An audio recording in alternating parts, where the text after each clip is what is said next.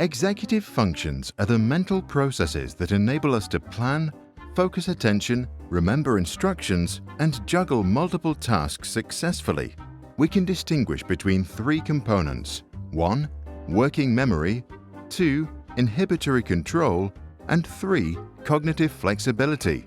All three are interlinked and influence each other.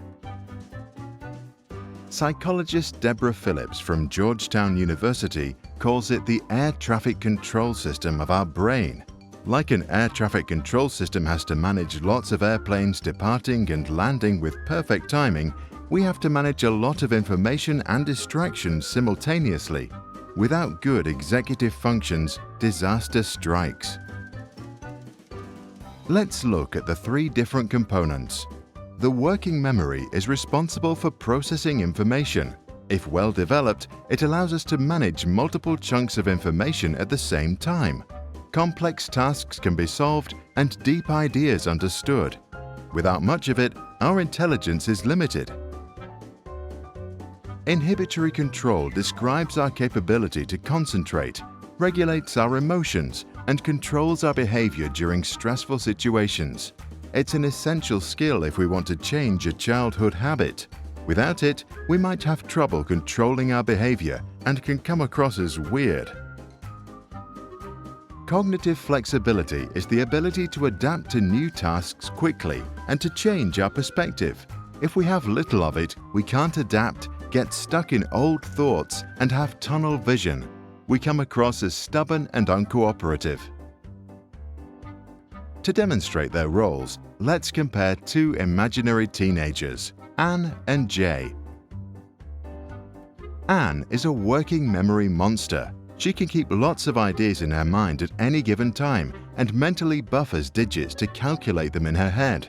Even if she gets interrupted or feels a change of emotions, she realizes but is still able to continue what she started.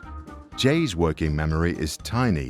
What Anne solves in her head, he has to write down.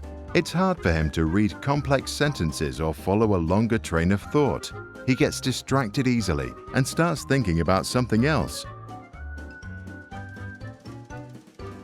At school, Anne is an inhibitory control genius. She is fully in charge of her emotions and how they are expressed in her behavior. If a teacher loses his temper, she remains calm and friendly. It's easy for her to focus for long periods of time. As a result, her work is good and the feedback on it is positive. Jay's emotions instantly express themselves in his behavior, which he often fails to control. He can get distracted easily, and hence he has difficulties finishing what he started. His work remains mediocre. This can lead to negative feedback and a lower self-esteem. Anne's cognitive flexibility is great. She can change her perspective and find ways around roadblocks.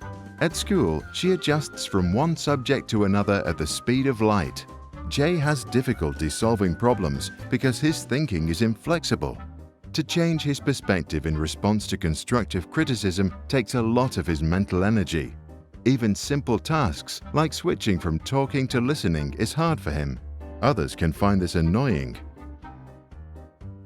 Executive function develops mainly during the first 5 years of our lives. A caring, playful, and nourishing childhood is our best bet to increase them.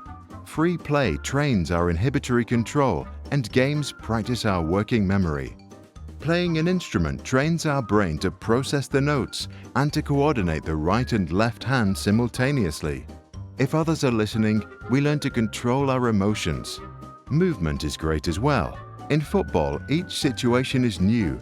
Ball possession requires quick decisions and builds cognitive flexibility. One study showed that kids that walked barefoot each day for just 16 minutes improve their working memory, because when they do, they need to keep many things in mind. With a lot of practice as kids, we become real executives of our own mind. This then allows us to excel in teams and help solve some of the world's more complex problems. And since we are able to focus on them for a long period and don't give up easily, success is just a matter of time. Those of you who have some executive function can now maximize their learning from this video. Just turn off YouTube, take out pen and paper, and summarize the concept in your own simple language. If you fail this time, try again and then do it.